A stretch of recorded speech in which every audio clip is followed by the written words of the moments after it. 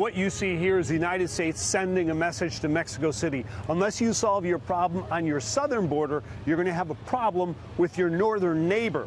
So what you see here is the United States is narrowing the amount of territory it has to defend in case indeed the migrant caravan tries to come to the border, have a sit-in, or literally run the border here at the port of entry in San Ysidro, where the Mexicans have already helped out. They've shut down 4 lanes of traffic here. So they brought in these barriers in case the people come up. Then they got these ones here they can bring in very quickly, mobilize, and literally move them right over here. And what the United States did today, they've never done before here, shut down the border for 5 hours. So they can bring in more K-rails, or these concrete barriers, and concertina wire.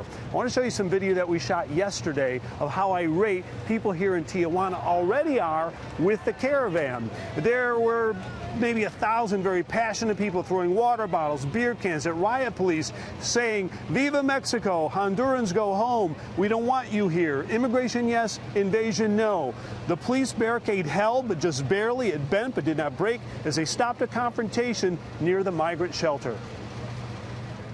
You see people, within the migrant caravan smoking weed, drinking, throwing rocks at the cops, causing chaos. Some of these people that are coming into with these caravans are committing crimes, and so we are protesting. I am protesting that we want the government to take control. Now, their point of view is basically this. They feel that these migrants entered illegally, even violently, at the Guatemala border.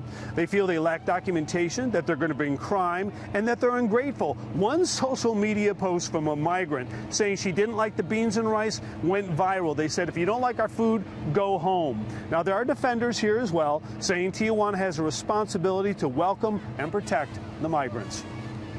It feels like they invaded, and that was not the correct way, but I know all of them are not like that. We are here for work, to have a better life, and no trouble, not troublemakers.